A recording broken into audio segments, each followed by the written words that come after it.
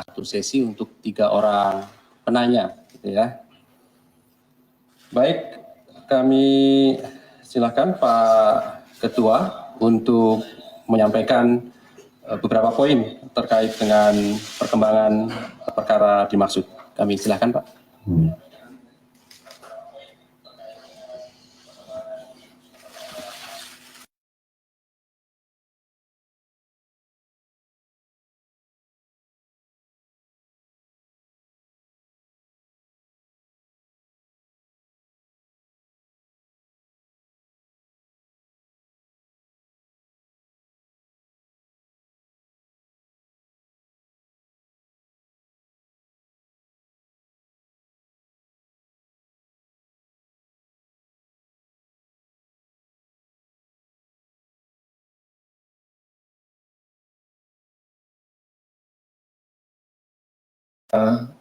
Dugaan tindak pidana korupsi di Tanjung Balai, Sumatera Utara, dan untuk itu perkenankan kami untuk menjelaskan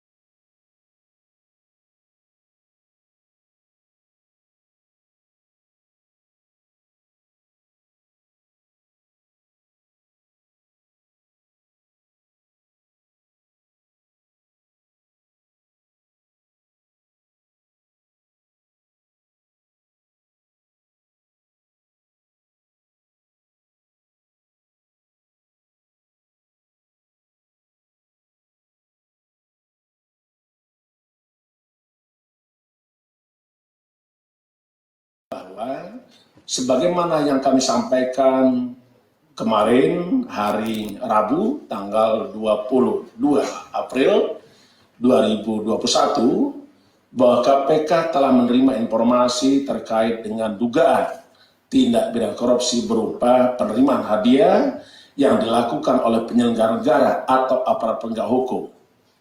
Dan kami janjikan kemarin bahwa KPK terus bekerja untuk mencari, mengumpulkan barang bukti sehingga menjadi perkara yang terang benderang dan kita akan menemukan tersangkanya. Malam hari ini kami tepati janji tersebut, kami bekerja keras dengan segenap anggota, segenap insan KPK dengan dukungan seluruh rakyat Indonesia, seluruh rekan-rekan wartawan jurnalistik. Dan sampai hari ini kita akan sampaikan tentang konstruksi perkara tersebut.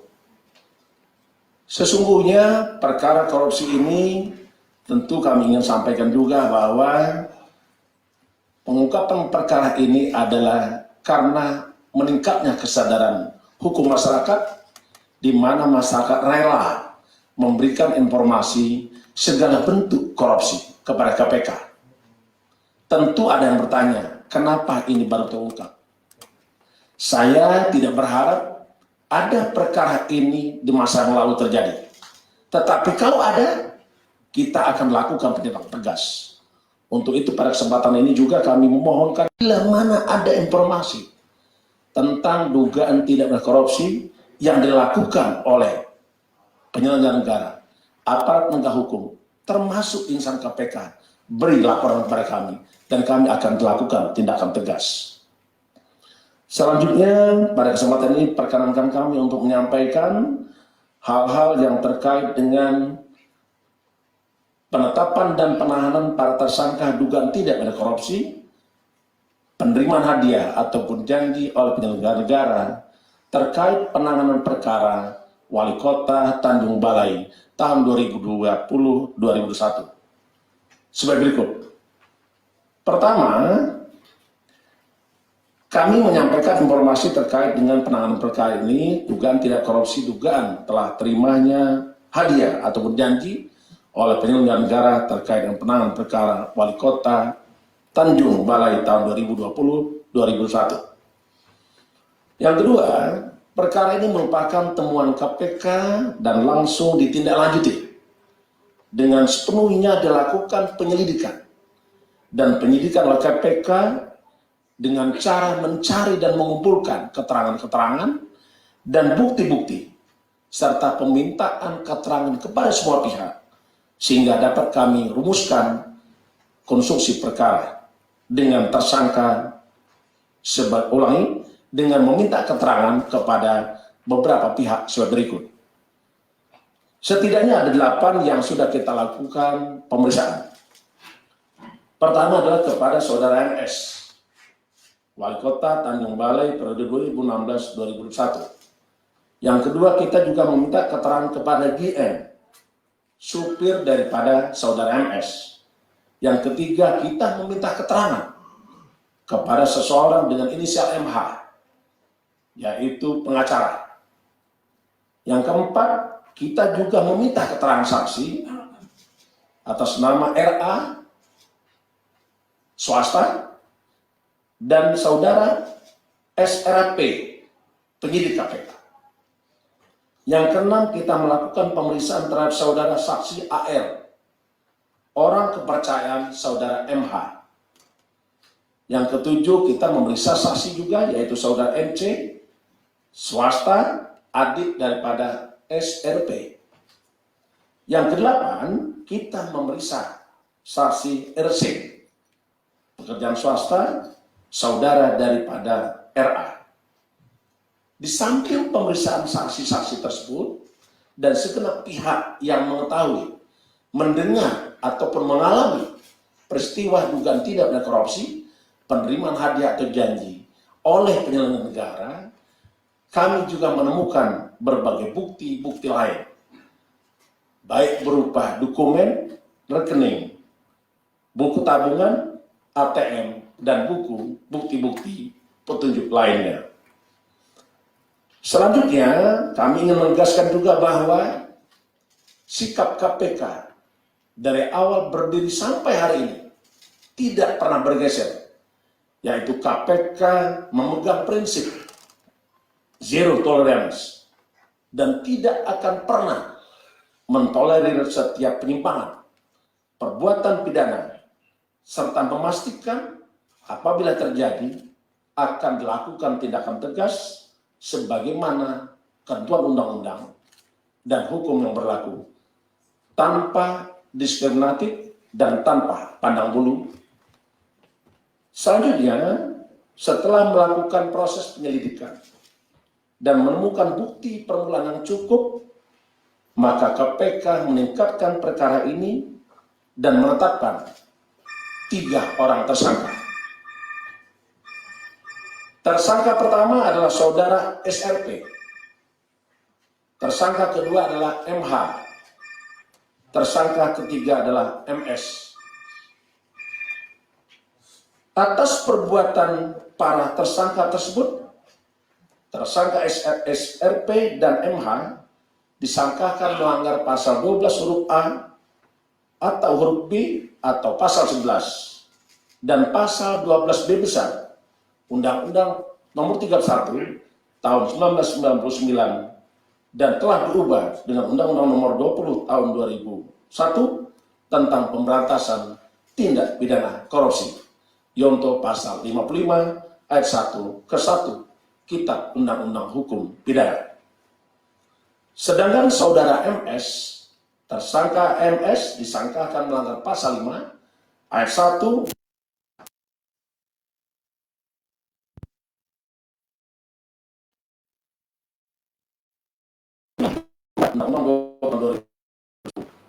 tentang pemberantasan penyidikan. Penyidik melakukan penanganan terhadap para tersangka saudara SRP ditahan mulai tanggal 22 April 2001 sampai dengan 11 Mei 2001.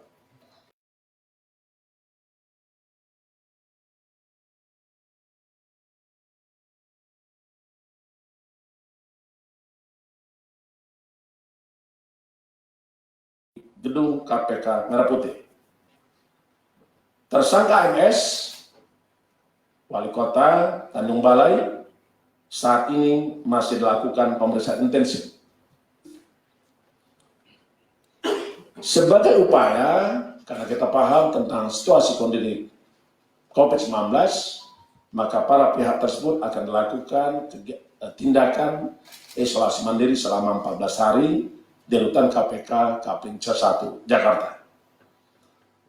Rekan-rekan sekalian yang saya hormati, segenap anak bangsa yang saya cintai dimanapun berada, lengkapnya konstruksi perkara kami sampaikan sebagai berikut. Pada Oktober 2020, SRP melakukan pertemuan dengan MS di rumah dinas AZ, Wakil Ketua di Jakarta Selatan. Dalam pertemuan tersebut, AZ memperkenalkan SRP dengan permasalahan terkait penyelidikan dugaan korupsi di pemerintahan Kota Tanjung Balai yang sedang dilakukan KPK agar tidak naik ke tahap penyidikan dan meminta agar SRP dapat membantu supaya permasalahan penyelidikan tersebut tidak ditindaklanjuti oleh KPK. Menindaklanjuti pertemuan di rumah AZ, kemudian SRP mengenalkan MH kepada MS untuk bisa membantu permasalahannya. SRP bersama MH sepakat untuk membuat komitmen dengan MS terkait penyelidikan dugaan tindak pidana korupsi di pemerintah Kota Tanjung Balai untuk tidak ditindaklanjuti oleh KPK dengan menyiapkan uang sebesar 1,5 miliar rupiah. MS menyetujui permintaan tersebut, permintaan SRP dan MH tersebut dengan mentransfer uang secara bertahap kurang lebih 59 kali transfer kepada rekening milik saudara RA, teman dari saudara SRP, dan juga MS memberikan uang secara tunai kepada SRP sehingga total uang yang telah diterima oleh SRP kurang lebih 1,3 miliar. Pembukaan rekening bank oleh SRP dengan menggunakan nama RA dimaksud telah disiapkan sejak bulan Juli 2020 atas inisiatif MH. Rekan-rekan sekalian yang saya hormati, setelah uang diterima, SRP kembali menegaskan kepada MS dengan jaminan kepastian bahwa penyelidikan dugaan tindak pidana korupsi di pemerintah Kota Tanjung Balai tidak akan ditindaklanjuti oleh KPK. Dari uang yang telah diterima oleh saudara SRP dan dari MS, lalu diberikan kepada MH sebesar 375 juta dan 200 juta rupiah. MH telah juga diduga menerima dari pihak lain sekitar 200 juta rupiah, sedangkan SRP dari bulan Oktober 2020 sampai dengan April 2001 juga diduga telah melakukan penerimaan uang dari pihak lain melalui transfer rekening bank atas nama RA kurang lebih 438 juta rupiah. Ini akan kami dalami lagi lebih lanjut. Selain penanganan tindak pidana tersebut, KPK juga akan melaporkan dugaan pelanggaran kode etik sebagaimana dimaksud dalam pasal 37B besar Undang-Undang 19 2019 bahwa pelanggaran kode etik dilakukan pemeriksaan dan penyelesaian oleh Dewan Pengawas KPK. KPK memohon maaf. Kami menyampaikan permohonan maaf kepada seluruh dan segenap anak bangsa karena ada cedera kejadian seperti ini. Tetapi kami ingin katakan komitmen KPK tidak pernah bergeser dan tidak mentolerir segala bentuk penyimpangan. Dan selama kami menjadi pimpinan KPK, setidaknya sudah 2 orang anggota Polri yang dilakukan penindakan tegas oleh KPK. Yang pertama adalah saudara YAM terkait dengan kasus Bakamlah beberapa tahun lalu yang sekarang sudah memasuki persidangan. Dan ini adalah yang kedua. Jadi kami tegaskan kembali, jangan pernah ada keraguan kepada KPK. KPK tetap berkomitmen zero tolerance atas penyimpangan. Rekan-rekan sekalian yang kami hormati, KPK bekerja keras dan sungguh-sungguh, serta tetap mengedepankan asas-asas tugas pokok KPK, transparan, akuntabel, kepastian hukum, keadilan, demi kepentingan umum, dan proporsionalitas, serta menjunjung tinggi hak-hak asasi manusia. Kami mengedepankan praduga tak bersalah, presumption of innocence, the sunrise and the sunset principle. Setiap orang ditetapkan sebagai tersangka punya kewajiban KPK untuk segera menyelesaikan dan membawa ke sidang peradilan. Kepada institusi pemerintah daerah, para pelaku usaha, masyarakat lainnya, kami menghimbau apabila ada pihak-pihak yang menjanjikan ataupun meminta fasilitas, baik berupa uang maupun sebagainya, dengan dalih bahwa mampu akan menghentikan perkara atau dalih apapun juga, tolong memberikan laporan kepada KPK, memberikan informasi ke KPK, dan KPK pasti akan tindak lanjuti. Selanjutnya, bagi masyarakat yang ingin mengkonfirmasi atau melaporkan perihal tentang telah terjadinya suatu perbuatan tindak pidana korupsi, dipersilakan menghubungi call center KPK 198 atau melalui email KPK informasi@kpk.go.id. Rekan-rekan sekalian, segenap anak bangsa pecinta KPK, KPK ingin pastikan bahwa penanganan perkara ini akan dilakukan secara transparan dan tolong kami awasi.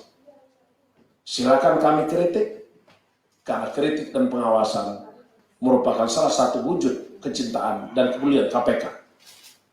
KPK besar, KPK kuat, karena milik seluruh rakyat Indonesia. Saya kira demikian yang ingin kami sampaikan. Terima kasih, saya akhiri. Wassalamualaikum warahmatullahi wabarakatuh. Om Santi Santi Sayo. Terima kasih Ketua yang telah menyampaikan beberapa poin perkembangan terkait perkara ini. Sebentar ya, rekan-rekan, kami tunjukkan barang bukti dulu, Mario. Setelah itu baru kami silakan ya, tanya lebih lanjut terkait dengan ini.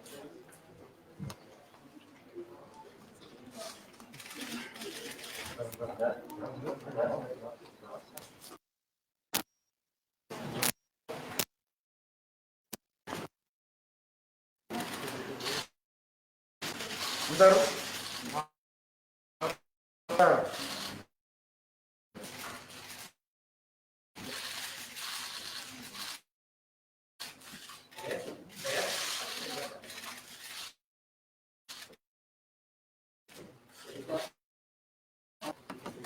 Satu hal mungkin sebelum ditanya, saya mau tambahkan dulu.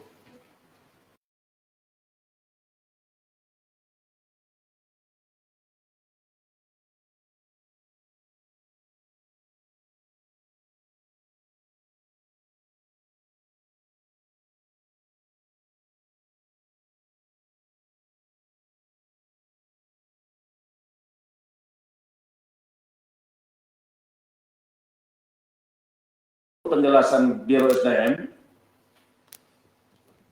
Saudara SRP masuk ke KPK tanggal 1 April 2019. Hasil tesnya menunjukkan sebagai berikut. Potensi di atas rata-rata, di atas 100%, yaitu di angka 111,41%. Hasil tes kompetensi di atas 91,89%. Artinya secara persyaratan, mekanisme rekrutmen tidak masalah.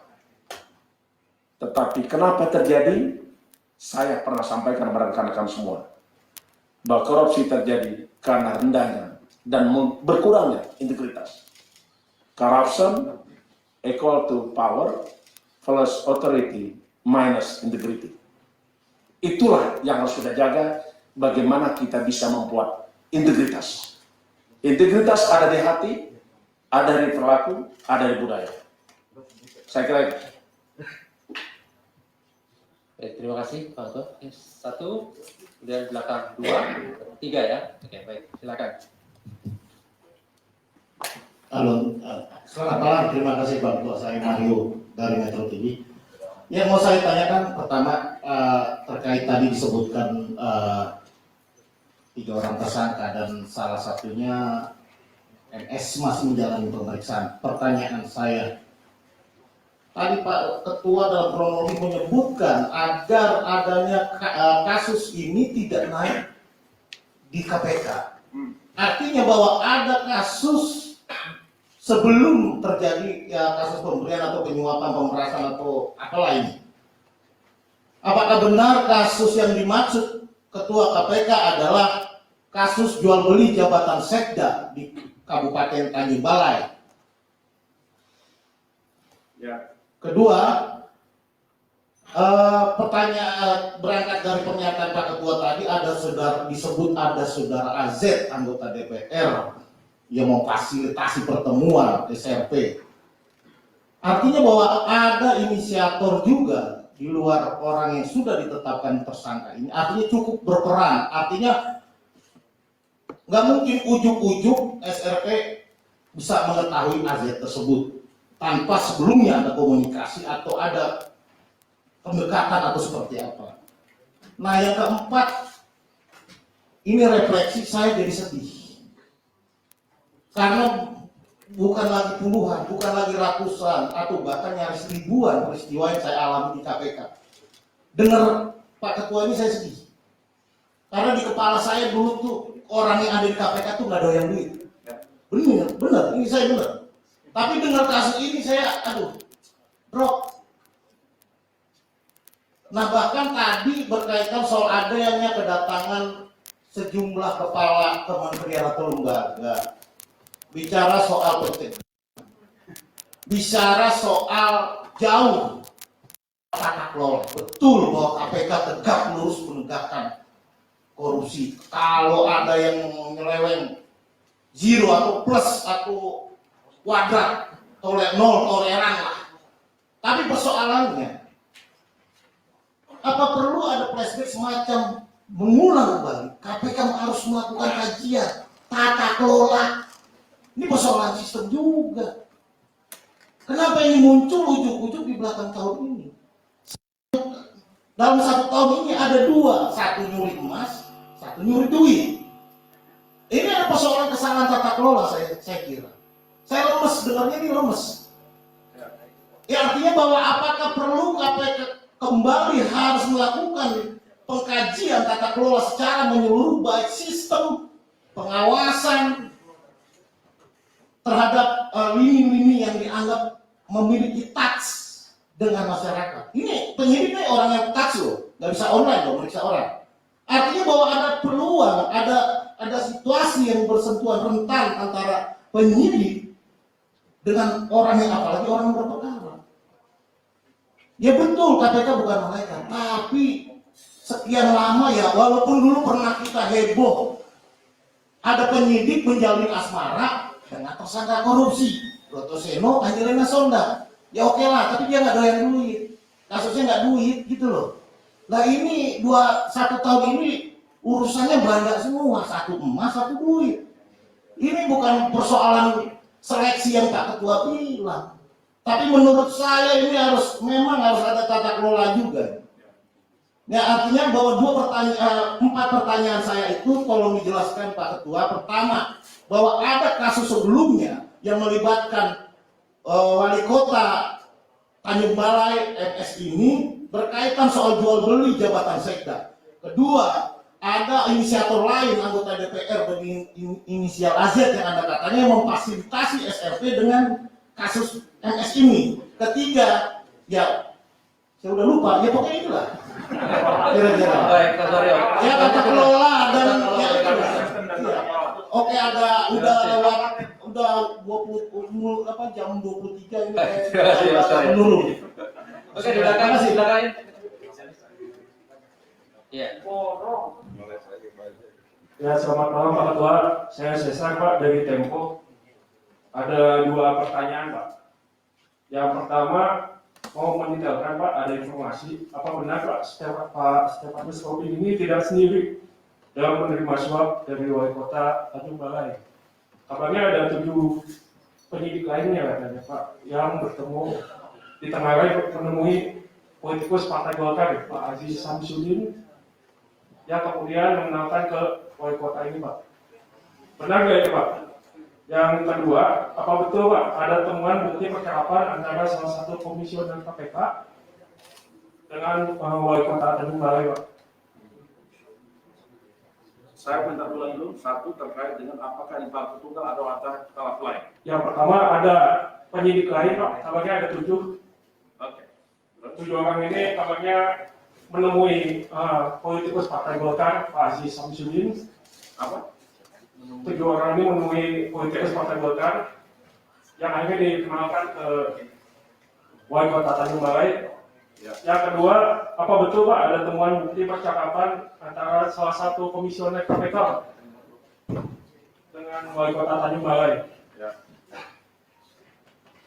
Oke, cukup ya. Ya, itu aja. Terima kasih Pak. Oke, Dari Tempo terakhir. siapa namanya tadi? Cesar. Cesar. Hah? Cesar. Nggak pakai operasi. Oke, terima kasih Oke. Cesar. Terakhir, Mas Ahmad. Lagi ya, masuk lagi dulu ya. Ya, Oh saya ya, yang Sabir, silakan yang Sabir. Selamat malam Pak Ketua, Pak Kandidato, Pak Deputi, Pak Ali.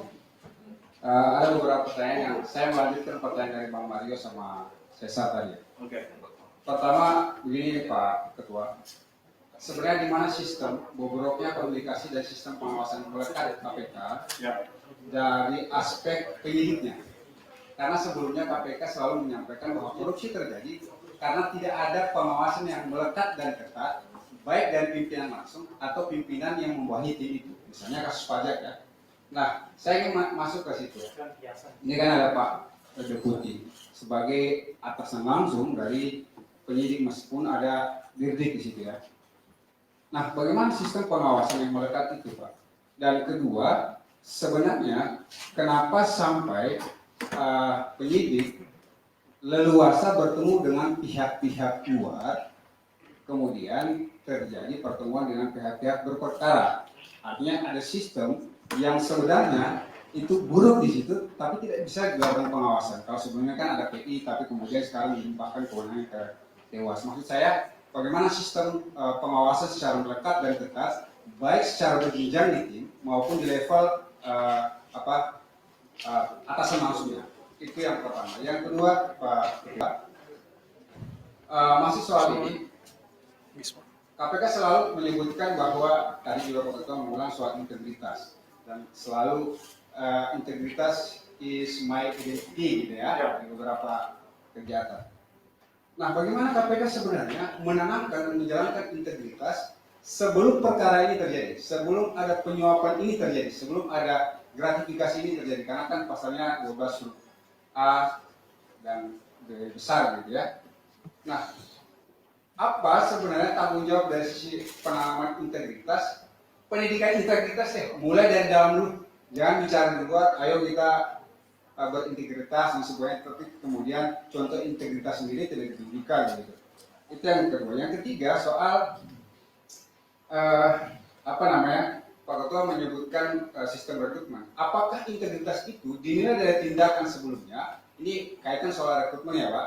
Apakah penilaian yang disebutkan bagian juga dari integritas ini? Yang keempat masih soal Pak AZ. Sebenarnya singkatannya MAZ Pak, karena dia ada Muhammad yang di depan gitu ya. Bagaimana sebenarnya komunikasi yang dibangun antara KPK dengan politisi ketika ada hubungan terkait dengan, nah andai pun misalnya benar kata saya, nggak mungkin orang kalau nggak ada komunikasi dan teknik, dan itu dan mohon disampaikan apa sebenarnya secara percaya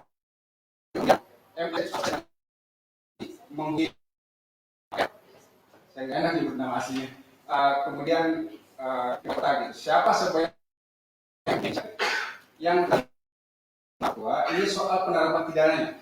Kalau disebutkan pasal 1 turut serta, kan ada pasal 3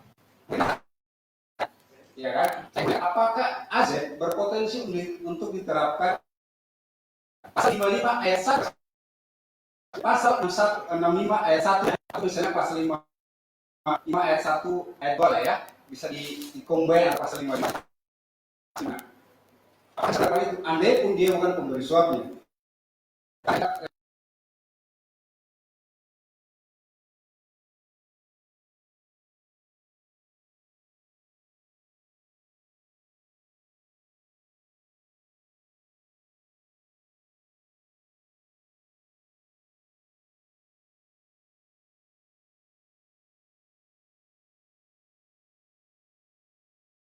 Keenam nih Pak, kita borong aja sekalian, maksudnya biar publik bisa memahami apa yang sedang dilakukan.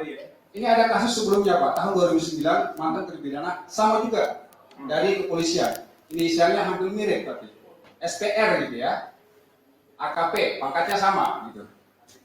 Nah, AKP Suparman Pak, mantan terpidana tahun 2019. 2008. Terpidananya 2009 Pak, di eksekusinya. Saya menyebutkan memang terpidana. Nah, maksudnya apakah kasus itu tidak bisa menjadi pelajaran penting begitu ya Pak? Sehingga kemudian kok di era Pak Firly kemudian berturut-turut rentetan peristiwa ini terjadi begitu. Apakah tidak dikaji kemudian kalau bicara sistem yang disebutkan Bang Mario, tata kelola dan sebagainya, itu tidak dilakukan perbaikan secara menyeluruh? Nah, terakhir dari saya Pak, ini kritik saja dan saran juga sekaligus. Ini kan sudah dagang perkara nih, dan perkara bocor informasi kemana-mana. Sedangkan kami para wartawan itu ditunggu 3 bulan baru diumumkan gitu ya Pak. Mau saya gitu, apakah tidak bisa begitu Pak? Kebijakan pimpinan itu diperbaiki sedikit aja. Maksudnya jangan sampai kemudian misalnya jaraknya 3 bulan baru ditahan, setelah penahanan baru dikonfeskan. Akhirnya ada oknum penyidik yang berusaha mendagangkan perkara. Ya. Jadi ini bukan itu saja Pak, ada kasus lain misalnya oknum teman kami wartawan Tempo pula yang akhirnya dianiaya, disikat gitu ya, kasusnya di Surabaya gitu. Jadi ada 2 kejadian yang saling beririsan yang seharusnya bisa menjadi perbaikan kebijakan pimpinan. Misalnya nih Pak, jangan menunggu 3 bulan ya berkasnya 40 atau 50 sudah lengkap, bisa diumumkan lah. Kan biasanya 70 atau 75% baru diumumkan pas penahanan gitu ya Pak. Bisa nggak diperbaiki itu Pak, sistem penyampaian itu, karena kami juga agak kesulitan Pak. Nah ketika tiba-tiba ucuk-ucuk ada informasi begini, Bang SRP gitu, takut itu kan ya, SRP melakukan ini, artinya kan ada informasi yang bocor gitu, informasi yang bocor, tapi kemudian di ujung terjadi didagangkan perkara itu gitu. Jadi mohon kiranya kebijakan itu Pak Ketua, kami sering menyampaikan ini ke Pak Ali Fikri gitu ya, tapi Pak Ali Fikri menyampaikan bahwa ini kebijakan pimpinan. Mohon untuk itu Pak, diperbaiki sedikit, mungkin Pak Deputi juga bisa memberikan saran. Ini kritik dari kami, saya terakhir itu Pak, karena ini sangat berkaitan erat dengan kerja kami. Kami dilaporkan karena menuliskan misalnya, padahal sudah ada SPDP-nya gitu. Banyak yang itu, saya juga salah satunya yang dilaporkan. Jadi artinya kebijakan pimpinan itu pedang bermata dua. Pedang bermata dua apa? Penyidik menangkap perkara, kami yang jadi korban. Gitu. Poinnya sudah ketata. Baik, terima kasih. Assalamualaikum warahmatullahi wabarakatuh. Waalaikumsalam. Terima kasih.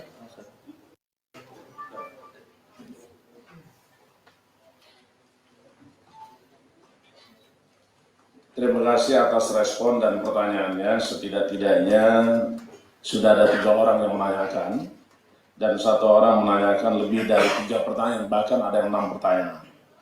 Ini membuktikan bahwa rekan-rekan memang cinta dan peduli dengan KPK, cinta dan peduli untuk melakukan pemberantasan korupsi. Artinya rekan-rekan dan seluruh anak bangsa berada dan bersama satu barisan dengan KPK. Itu poin pertama. Saya akan coba menyampaikan respon terhadap beberapa pertanyaan tadi. Sebagaimana tadi yang kami sampaikan bahwa ada 3 tersangka yang sudah ditetapkan dalam perkara dugaan tindak korupsi, penerimaan hadiah atau janji yang oleh penyelenggara negara terkait dengan penanganan perkara dugaan tindak korupsi di pemerintahan Kota Tanjung Balai 2020-2021. Tentu, sebagaimana tadi yang kami sampaikan, bahwa tindak pidana yang kita ungkap hari ini betul ada kaitan dengan penanganan perkara tindak pidana korupsi, yaitu dugaan jual beli jabatan di Kota Tanjung Balai. Itu poin pertama. Dan perbuatan ini kita tidak pernah menghentikan ataupun tidak menindaklanjuti perkara dugaan jual beli jabatan di pemerintahan Kota Tanjung Balai. Karena kita sudah terbitkan surat perintah penyidikan dan proses penyidikan dalam bentuk upaya paksa, baik itu pemeriksaan saksi, pemeriksaan calon tersangka, dan penyitaan barang bukti melalui penggeledahan itu sudah dijalankan. Artinya kami ingin pastikan bahwa tidak ada perkara yang berhenti di KPK. Bahkan termasuk perkara terakhir yang sudah 5 tahun menggantung di KPK, kita naikkan. Karena pada prinsipnya, peningkatan penyidikan dan penetapan tersangka harus diawali dan bermodalkan cukup bukti. Bukan prasangka, bukan persepsi, apalagi kalau itu adalah asumsi. Jadi kita berpikir bekerja keras dengan dasar kecukupan alat bukti. Itu yang pertama.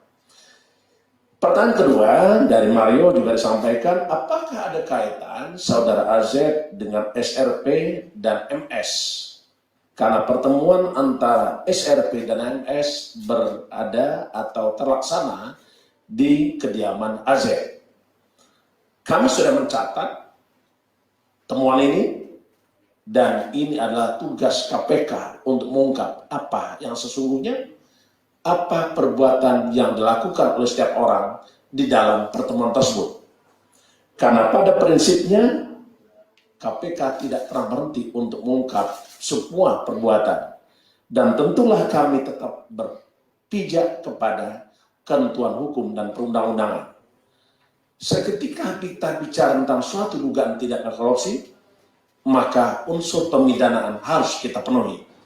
Setidaknya ada 5 unsur pemidanaan yang harus kita penuhi. Pertama, barang siapa?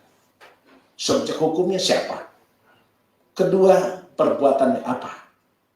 Ketiga, apakah perbuatan tersebut adalah sengaja atau lalai dan merupakan perbuatan melawan hukum? Yang ketiga adalah kalau betul terjadi, apakah ada sifat kesalahan atau sifat melawan hukum itu sendiri? Yang selanjutnya adalah apakah perbuatan tersebut benar merupakan tindak pidana dengan kecukupan bukti, apakah itu keterangan saksi, dan bukti-bukti lainnya. Kita berprinsip memegang teguh kecukupan alat bukti sebagaimana pasal 184 Kitab Undang-Undang Hukum Acara Pidana, keterangan saksi, bukti petunjuk, dokumen, surat, keterangan ahli, dan keterangan terdakwa. Dan kita juga memegang teguh prinsip di dalam pasal 183 KUHP yang dikatakan adalah hakim dapat memutus suatu perkara berdasarkan keyakinannya dengan sekurang-kurangnya 2 alat bukti. Jadi itu akan kami dalami, Pak Mario, ya. Yang berikutnya adalah tadi ada perlu perbaikan sistem. Kami tidak alergi dengan perbaikan, dan kami adalah sangat mendukung suatu perubahan. Perubahan adalah suatu keniscayaan. Kalau kita ingin baik, maka kita harus selalu melakukan perubahan. Kalau kita ingin melakukan sempurna, maka kita harus sering melakukan perubahan. Kalau kita ingin lebih-lebih sempurna, maka kita harus sering lebih-lebih melakukan perubahan.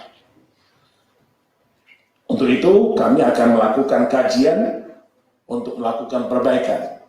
Apakah itu dari sistem rekrutmen, apakah itu dalam pembinaan, kepegawaian, apakah itu terkait dengan human capital ataupun sumber-sumber daya lain, termasuk juga sarana dan prasarana. Yang selanjutnya, tentu kami ingin sampaikan juga bahwa saat ini pengawasan KPK bukan hanya oleh KPK, tetapi di dalamnya KPK adalah Dewan Pengawas, pimpinan KPK, dan pegawai KPK. Tiga unsur ini adalah menentukan baik buruknya KPK. Dan ingat bahwa tidak ada sesuatu yang terjadi hari ini tanpa masa lalu dan masalah depan ditentukan oleh hari ini, termasuk rekan-rekan semua.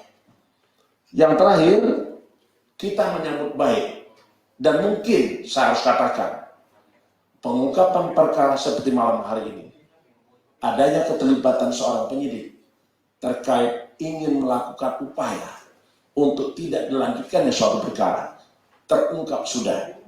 Ini adalah pertanda baik. Mungkin saja ini ada peran Dewan Pengawas, sehingga masyarakat mau melaporkan kepada Dewan Pengawas. Dan kami juga berterima kasih kepada pihak Kepolisian Negara Indonesia yang telah membantu untuk melakukan pengamanan terhadap saudara SRP, dan penyidikan sepenuhnya diserahkan kepada KPK. Ini perlu kita apresiasi.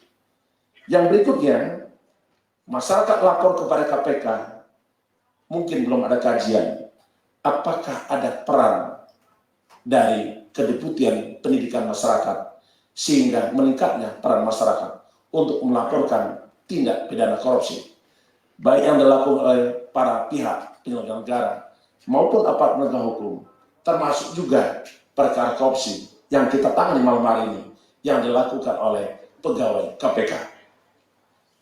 Selanjutnya, tadi saya kira cukup itu dulu untuk Pak Mario, nanti kalau kurang WA saya. Nomor 2, terkait dengan Cesar dari Tempo, pertanyaan adalah, apakah betul ada pelaku lain? Dan apakah menutup kemungkinan, tidak menutup kemungkinan pelakunya bukan tunggal? Ini pun akan kita dalami terkait dengan seluruh peristiwa.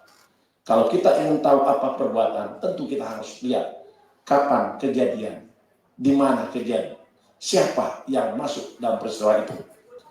Tadi tentu sudah dikatakan oleh Pak Mario, ya, pertemuan antara AZ, SRP, dan MS di kediaman AZ. Ini juga akan menjadi PR kita yang harus kita tuntaskan dan kawal KPK. Yang berikutnya, tadi ada pertanyaan, apakah ada komunikasi antara komisioner dengan wali kota? Tentu saya bertahu dari kawan-kawan dari Sesar, tetapi ini menjadi PR kita untuk mendalami. Saya tidak tahu apakah betul ada komunikasi, kalaupun ada, apa bentuk komunikasinya? Apakah komunikasi ini dalam rangka pelaksanaan tugas atau komunikasi bentuk lain? Jadi tolong kami dibantu dan ini akan kita dalami. Tentu seperti yang saya katakan, pengungkapan suatu perkara sangat tergantung pada kecukupan bukti dan keterangan saksi. Sabir ini paling banyak nih. Mau saya jawab semua tadi? Jawab semua ya? Oke, sabar ya. Mohon maaf nih. Sabir tadi, wah ini saya berterima kasih dengan Sabir ini. Begitu jeli dia memberikan pertanyaan. Satu adalah tentang pengawasan melekat. Saya ingin katakan bahwa KPK, setiap pegawai sebelum memasuk dan dilantik sebagai pegawai, itu ada kegiatan induksi. Di mana sebelum induksi dilakukan beberapa tahapan seleksi. Di dalam seleksi, seperti yang tadi saya sampaikan, format ini ada dua komponen yang diungkap. Satu adalah kompetensi, dua adalah komponen potensi. Komponen tersebut masih banyak lagi sub-sub komponen. Dan ada batasan rentang. Disarankan, tidak disarankan, masih dapat disarankan. Itulah yang kita buka. Tetapi dari hasil tes ini, saudara SRP tidak ada kekurangan. Semuanya di atas rata-rata. Artinya terjawab. Dokumen selesai. Sekarang bagaimana tata kelolanya? Selanjutnya, pengawasan juga dilakukan karena kita paham sebagaimana Undang-Undang 19 2019 di pasal 37 huruf B besar itu disebutkan salah satu tugas daripada Dewas menyusun dan mengesahkan kode etik pegawai dan pimpinan KPK, dan itu sudah ada. Itu menjadi pegangan kita dan juga diterbitkan dengan peraturan Dewas terkait dengan pemeriksaan dan penyelesaian pelanggaran kode etik Dewas. Yang selanjutnya, di samping pengawasan dilakukan oleh Dewas, KPK di dalam Perkom nomor 1, Perkom nomor 7 tahun 2020, ada lembaga pengawas yang kita kenal dengan Inspektorat, penjelmaan dari pengawasan internal KPK. Yang terakhir adalah pengawasan dari atasan langsung. Pengawasan atasan langsung ini dilaksanakan secara berkala dan secara berjenjang. Individu dilakukan pengawasan oleh Kasatgas. Kasatgas dilakukan pengawasan oleh Direktur. Direktur dilakukan pengawasan oleh Deputi. Dan semua dilakukan penilaian terkait dengan kinerja individu, kinerja Satgas, dan kinerja satuan unit kerja. Yang berikutnya, kapan upaya penanaman nilai-nilai integritas? Sungguhnya setiap manusia memiliki integritas. Tetapi saya harus katakan, setiap keadaan bisa mengubah integritas. Tinggal bagaimana kita bisa memelihara dengan cara melakukan pendidikan latihan, kita mengenal istilah, dan KPK melaksanakan pendidikan latihan ahli pembangun integritas. Dan ini sudah merupakan program dari Kedeputian Pendidikan dan Peran Masyarakat. Dalam hal ini adalah Direktorat Pendidikan Anti Korupsi. Yang terakhir, masih ada 2 bintang lagi, Pak Sabir, 1 lembar lagi. Tadi disebutkan tentang apakah saudara Azeb ada kemungkinan masuk dalam kategori orang yang pelaku. Apakah itu melakukan, apakah itu turut serta melakukan, atau turut membantu melakukan, atau menyuruh melakukan. Sebagaimana anasir pasal 55 ayat 1 KUHP dan Yonto pasal 56. Untuk itu, seperti yang kami sampaikan tadi, Pak Sabir, bahwa KPK memberi catatan terhadap unsur-unsur pidana. Dan kita berpegang teguh kepada unsur-unsur pemidanaan. Setiap orang melakukan perbuatan melawan hukum, sengaja, tidak sengaja, dan perlu dipertanggungjawabkan. Nanti kita lihat perkembangan berikutnya. Dan kami janjikan, kami akan tuntaskan, dan kami akan memberikan sebagaimana tujuan penegakan hukum, kepastian hukum, keadilan, dan pemanfaatan. The sunrise and the sunset principle.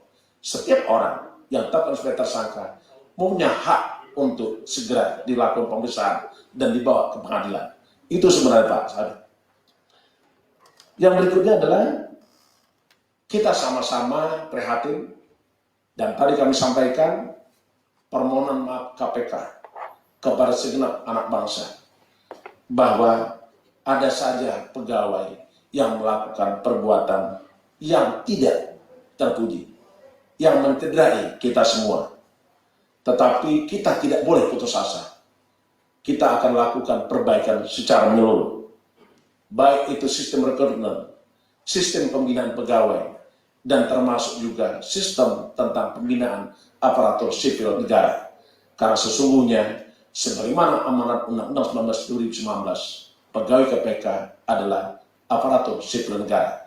Dan kita akan melakukan pelatihan pendidikan pasca telah selesainya proses pengalihan status ASN. Yang terakhir, kami juga akan melakukan mekanisme evaluasi mekanisme, prosedur, kriteria, dan syarat tentang penanganan perkara. Kita akan lihat apakah yang sekarang berjalan cukup efektif atau tidak efektif. Apakah perlu kita rubah? Tentu kita harus lakukan kajian. Tetapi yang pasti saat ini inilah yang terbaik. Tapi yang terbaik hari ini tentu kita lakukan perbaikan untuk hari esok dan masa depan. Yang terakhir, kami ingin katakan terima kasih kepada seluruh rekan-rekan semua, dan KPK adalah milik kita semua. Semangat KPK tidak pernah reda. Semangat KPK tidak pernah redup. Semangat KPK tetap semangat memberantas korupsi bersama seluruh komponen dan elemen anak bangsa. Kritik seluruh rakyat, masukan bagi KPK supaya KPK lebih baik. Tiap hari, hari ini, hari esok, bulan depan, tahun depan, dan sepanjang masa, KPK bekerja keras, tidak pernah akan berhenti sampai NKRI bebas dari korupsi. Terima kasih. Saya wassalamualaikum warahmatullahi wabarakatuh. Terima kasih Pak Zul. Ini cukup ya. Ya. Ini diskusi. Soal tadi sempat dikatakan tadi wali kota masih menjalani pemeriksaan. Ini menjalani pemeriksaannya di KPK atau di sana? Satu. Terus kedua, apakah Sudah langsung jawab, tidak usah pakai begitu jawab. Nanti Pak Karyo jawab. maksudnya langsung ditahan nggak gitu hari ini? Pegawai kita masih di wilayah. Oh, Oke. Ini Pak, kalau sudah di sini pasti sudah ditahan. ditahan ya Pak. Ya, Oke. paham. Artinya besok masih ada perkembangan lagi. Ya, satu lagi ini yang tadi soal Pak Ketua aja. Tadi soal Mic-nya Pak Ketua. Hah? Mic-nya Pak nyalain. Oh, nggak masuk ya? Ya, masuk Pak. Ini direkam Pak. Dia ulang Pak. Makanya saya Kalau minta mau tadi Pak. gitu, kalau mau masuk harus dihidupkan dulu ya? Oke. Ya, berarti wali kota masih di sana dan diperiksa di sana. Artinya seperti itu. Oke, yang kedua tadi, apakah KPK dalam menaikkan SRP ini menjadi tersangka usai ditemukan dua alat bukti yang cukup? Apakah dalam hal ini KPK juga sudah menemukan indikasi bahwa SRP ini berani melakukan tindak pidana penerimaan hadiah ini lantaran ada jaminan atau ada garansi dari seorang AZ yang memang wakil ketua DPR. Apakah KPK sudah menemukan indikasi tersebut? Oke. Mic-nya Pak Ketua. Mic. Baik, terima kasih ya. Oke.